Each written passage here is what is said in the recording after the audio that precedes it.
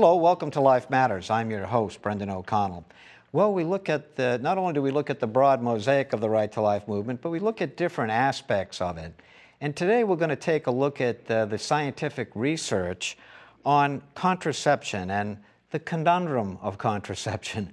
What's good about it and what's bad. And there's a conference coming up soon, and we have with us today the conference organizer.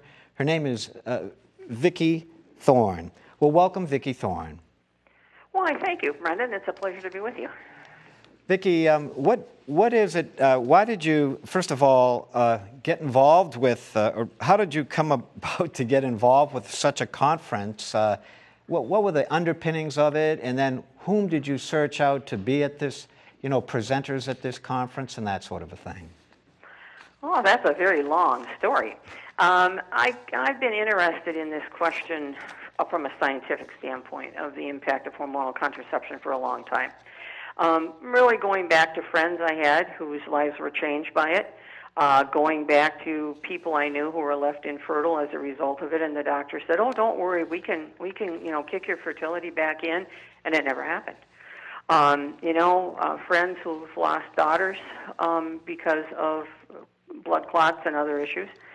And it struck me that nobody had really spoken to this issue of just men and women have a right to know, okay? What you decide is your choice, but you need to know. And when you speak to women and you say, do you understand what some of the consequences might be, they don't know. And so it was something that became a passion of mine. I didn't really ever think it would come to be, quite honestly. But what happened was I have a presentation I do when I talk about the biology of attachment and bonding and things like that. And someone had heard that. Someone also had a passion for this question of contraceptives, and so said, I will, as an anonymous donor, give you money to make this happen. And so it took a while, but everything fell into place, and that was how it came to be. Now, in terms of speakers, there are multitudes of researchers out there. And to be very honest with you, I went through an awful lot of speakers trying to find the right people. Not that I was making the choice, but that weird stuff happened. In the course of putting this together, I lost 12 speakers. I've never had that happen with a conference. And it wasn't that they didn't want to come. It was, my mother-in-law is dying, my wife is ill, my children are, I can't come because this other thing has happened. And so over time, these are the people who were there and willing, and so these are our speakers, all of whom are exceptionally fine and have incredible research backgrounds. So that's kind of the background for it in terms of how it came to be. And I have to say that the response on the part of people is very interesting. People are just thanking me for doing this, saying, why hasn't this ever been done? Because it hasn't ever been done. And I don't know. It should have been done. Okay, we talk about all kinds of other things, but this is an important issue given the millions of women who use hormonal contraception in some form, and the impact with the men in their lives. I mean, this is a reciprocal dance on some of these issues. So that's how it came to be. Well, I was just noticing the title of the first presenter, A Channel of Mars, and the title is quite intriguing. It says, Birth Control, Big Money, and Bad Medicine, a Deadly Trifecta for Women's Health. What does he mean by that? Well, it's actually a she. A she, okay. And the fact that she has a research center in Nevada, this has been her life's work. It's called Leucine Health Services. Really looking at the neuroendocrinology, those sorts of things. And, there's huge money that's made in terms of pharmaceutical companies, in terms of women using contraceptives. The question of how they impact us is a serious one, this question of bad medicine. There's a book by Jonathan Eig that was written not too long ago, and I apologize, I can't remember, I think it's called The Pill, and then there's a colon, talking about sort of the biographies of the big four that were involved. So, and Margaret Sanger McCormick, and John Rock, and those people. But they didn't do much research on this, okay?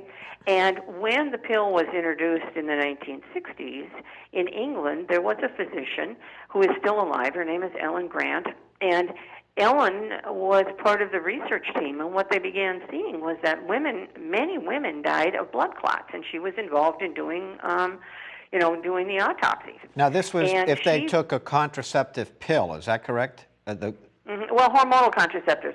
Mostly a pill, but some of the IUDs are now implanted also with hormones. And there have been lawsuits about those. Marina is one of them. We've also got the patches, but these are all some device to get artificial hormones into the woman's body. Okay.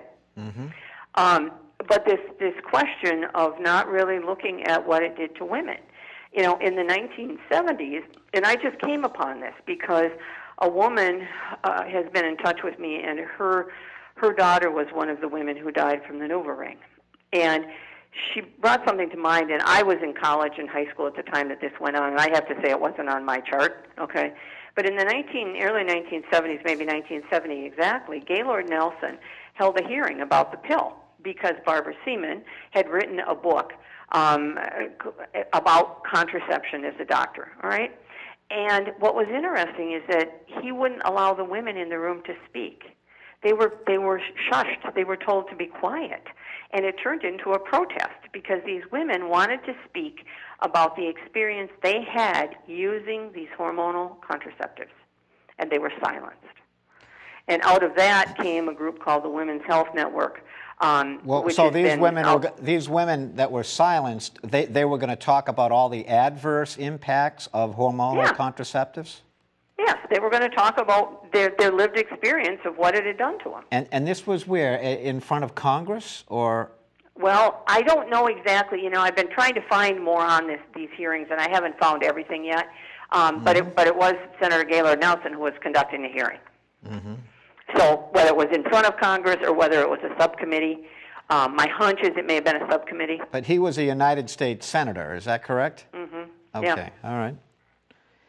Okay, so these ladies were hushed, and then there was a group that formed based on this? Yeah, they really went off and formed a group to talk about women's health issues, okay, in an attempt to be heard. And, it's interesting when you look at what they described back in the 70s in terms of the things they had lived the experience of. Well, they're the same things now we're looking at research on, but there's even more. Such as? And, this is not about good health care for women. The pill is considered by the World Health Organization to be a type 1 carcinogen. Does anybody talk about that? Because I don't hear that very much. Okay? Why are we offering this to women then? I mean, you get into this sort of confused place of, women's right to control their fertility and those sorts of things. And there are multitudes of fertility awareness methods out there that are very effective. Okay? But this has been offered to us really as, this is the quick, easy solution. And it gets used for other things too. Our daughters are put on it when they're young. That probably changes how their bodies develop. They're on it because of bad cramps or they're on it because of acne. And nobody talks about the fact that this may influence their partner choice, among other things, okay? Nobody speaks about the nutritional deficiencies that are there. These are all really serious issues that, as women, we have a right to know about. As men, you guys also have a right to know about this, in terms of the fact that if I am on the pill, our second speaker is Craig Roberts, who's coming from Scotland for this, who has done a great deal of research on the fact that hormonal contraception changes what's called pheromone preference for a partner. We're hardwired as women to an initial contact. There are scent hormones of affiliation called pheromones, and we're attracted to a male by this, all right? And doesn't mean he's the guy you're going to marry. It's just that this is a possibility of fertility, all right? What's interesting is if I am on the pill, I'm attracted to a male who's very different. I'm attracted to a male whose immune system, because that's what's really being communicated, is very much like my own or my brother's or my father's. Creates a question of infertility, of fertility challenges most certainly.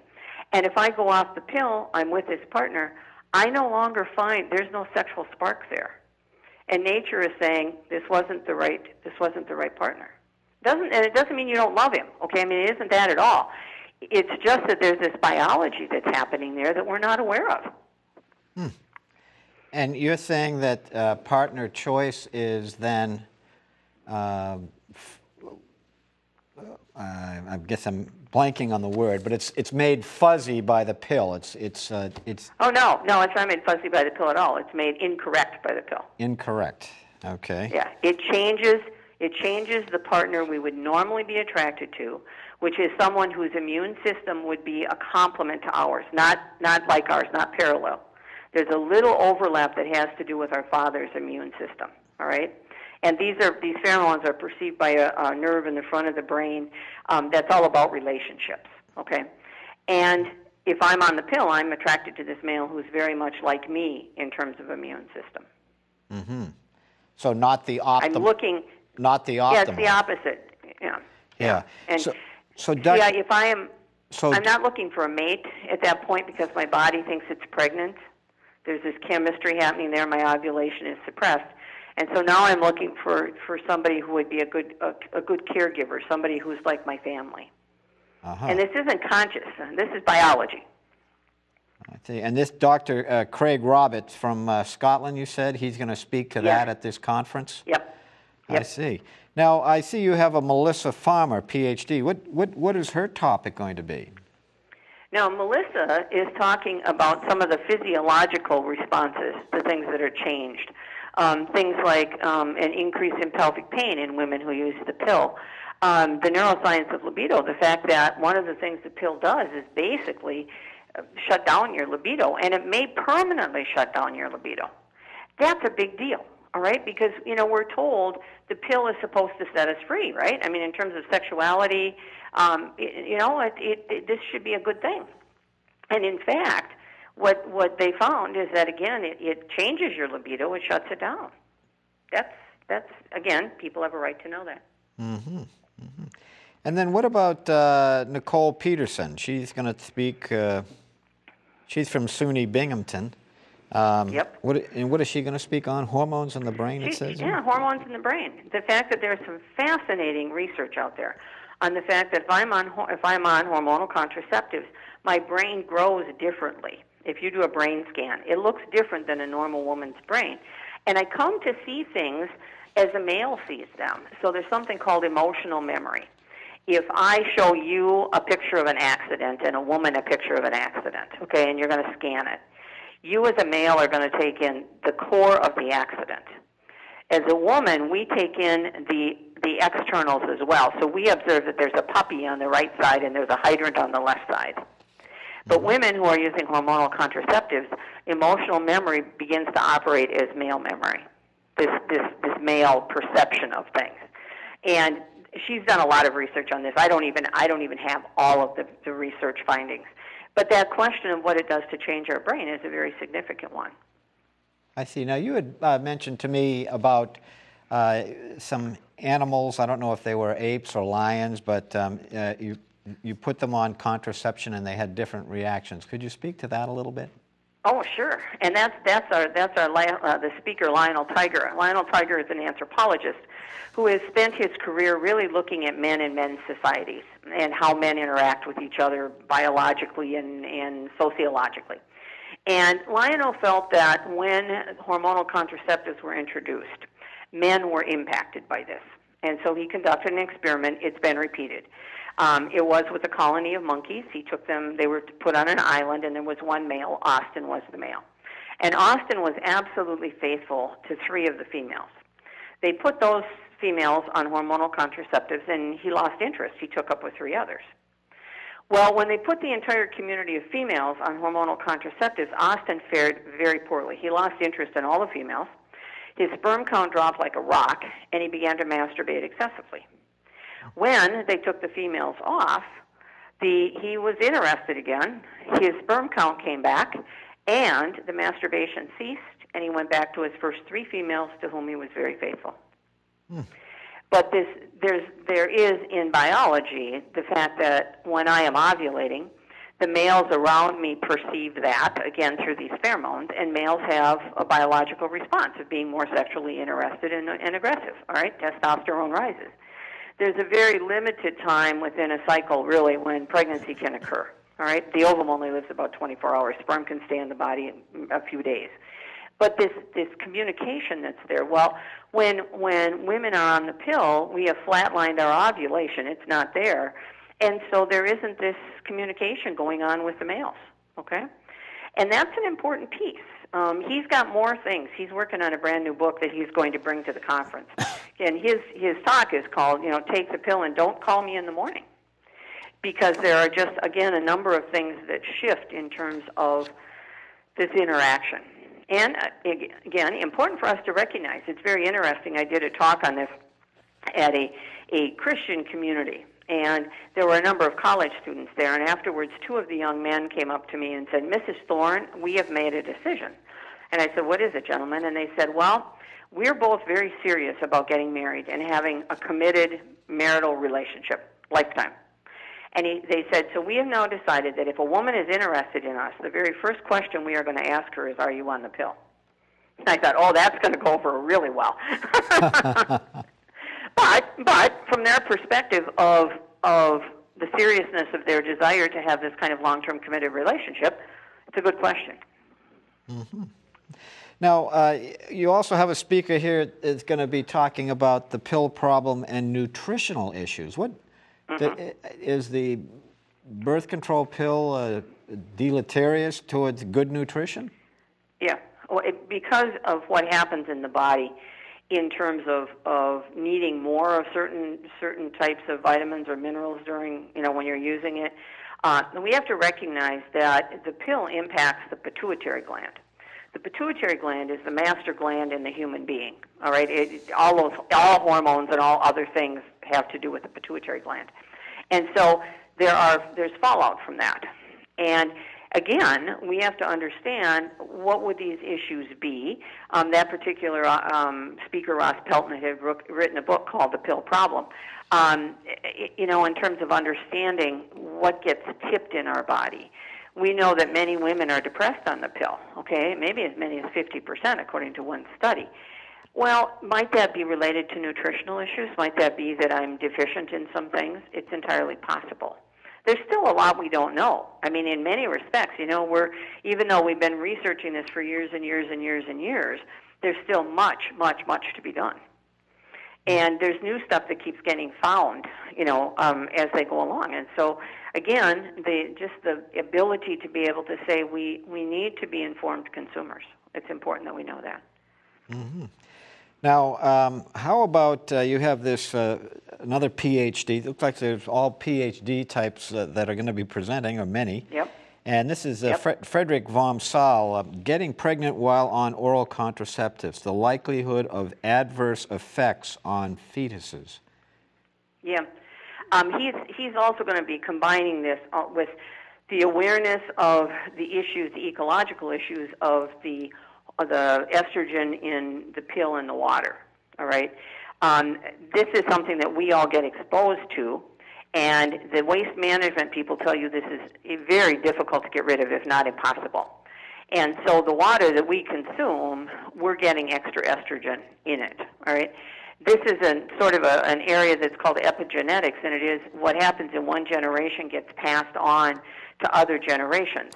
And one of the examples of this is that in the 1940s to 1970s, many women were given something called DES, diethylstilbestrol. It was a high-test estrogen that was given to women initially who threatened to miscarry in order to get them through the pregnancy without a miscarriage. But then, because if some is good, more is better, many doctors gave it as a supplement, all right? There were 40 different generic names for DES. So many, many, many of our mothers and grandmothers were exposed to this. And they now know from research that high-test estrogen has effects 3 generations later in granddaughters, in daughters, all right, breast cancer issues, bifurcated uteruses, fertility issues. In males, malformed genitalia, fertility issues, a number of things. Well, but it's traced back. What about, for instance, with excess estrogen in the water supply that we're drinking because of the birth control pill? Well, exactly. Does that reduce sperm counts? Well, yes. We know that in every country where the pill was introduced, within 6 months, sperm counts fell by 50%. That's around the world. Wow. That's significant. Now, I mean, it is significant. And, you know, they first noticed this in England. They were looking at male fish and male birds, and they discovered that the males had egg sacs. Odd, okay? They were developing these feminine characteristics, and then started trying to find out where it came from, and then discovered that there was this, you know, incredibly high level of estrogen in the water. It's been repeated. There's some people in Canada working on this. There are people in Minnesota that have done stuff on this. How does that, in fact, as a multiplier, you know, fit into this question as well? There's still so much we don't know. Well, what do you mean by a multiplier? Well, okay, if I'm, let's say I'm a DES granddaughter, so I was exposed through the ovum, all right, to much estrogen. Then I took the pill, and I'm drinking the water. Mm-hmm. What's going on in terms of my receptor sites here, in terms of how I'm using that estrogen? You know, what about the men who are consuming the water? We don't know their history either in terms of whether, you know, grandma might have used DES, but we know that sperm counts are dropping. Mm-hmm. We know there's a direct effect on other species of males it's caused by this estrogen. Does it affect the motility of the sperm also? Do you know? I don't know that. Perhaps. I will tell you this is a side piece, but men need to be very conscious of the fact that they should not carry cell phones in their pocket, because the radiation does damage sperm. It changes the motility and changes just how they're able to swim and to move. Also, not to work with laptops directly on their laps. And the other thing is that people ought to be conscious that pot has, you know, the THC of pot also impacts sperm in a very significant way, and also in the woman's body can interfere with how implantation might be happening. Mm-hmm. We aren't told those things either. I see. And then also you have a discussion on a trailer entitled "Sweetening the Pill." What is that about, and is that going to be at this conference?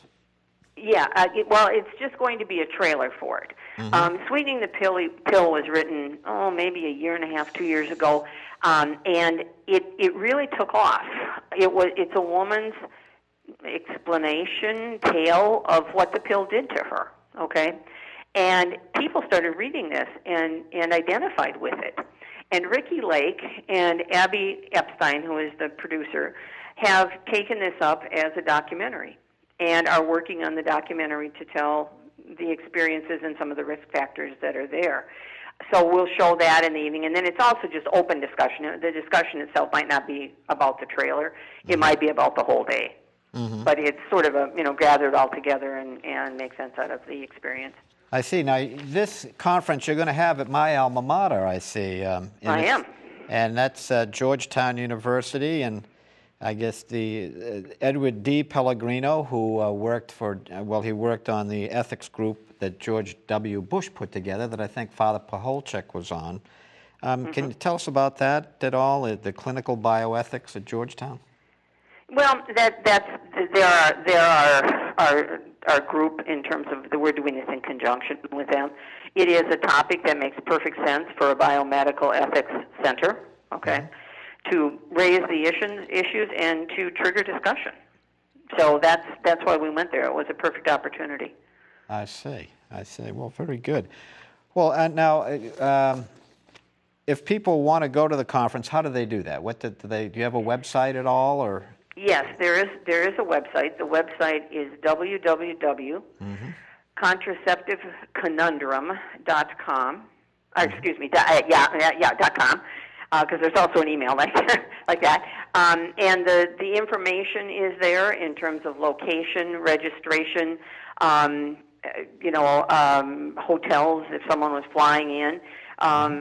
This is, going to be sort of limited in that August 3rd is our date for getting all of our counts to people. But, people in the area, this might be something that they'd be very interested in. And I know that in a lot of conferences they'll tape the shows. Right. Will you be doing that also? So that if Yes. people were to miss the Yes. conference, then they could at least purchase the tapes of Right. the speakers? Because these are all, PhD researchers, most of them, that have looked into this whole contraception issue and really get into the nitty-gritty. Yep. There's going to be a couple of options, and we're going to have to post it on that website. There will be a webinar that's going to be offered by the International Society of Reparative Reproductive Medicine. Hopefully within the next couple of days I'm going to know how people can connect into that. And then I think it'll be archived, so people could also go in and view it, not live time. And then we will be taping it, and we hope to produce a monograph from the talks. It's going to mean we have to transcribe them, so it'll take a little while to get that done. That would be available. And my hope is that we will convert the conference site. We'll keep the contraceptiveconundrum.com, but we'll convert it so that we can tell people how to get the materials. Well, very good. Well, Vicki, we really appreciate you coming on the show and discussing this topic, because it's such a critical topic, and a lot of people have absolutely no idea that our fertility is being affected, and it's an important thing. It's interesting, just briefly, that at this moment, what I've been seeing is that there are a number of women, just in the blogosphere, who are writing about the problems they've had with the pill. It's like a tipping point moment where there's suddenly this sort of incredible, I don't like the word cosmic, but I'm going to use it, cosmic awareness that this isn't what it was purported to be. And so, hopefully by raising the issues, by bringing the researchers together, we'll be able to open the discussion. Well, thank you very much, Vicki Thorn. And we hope you found today's show to be unique, informative, content-rich, truthful, and thought-provoking.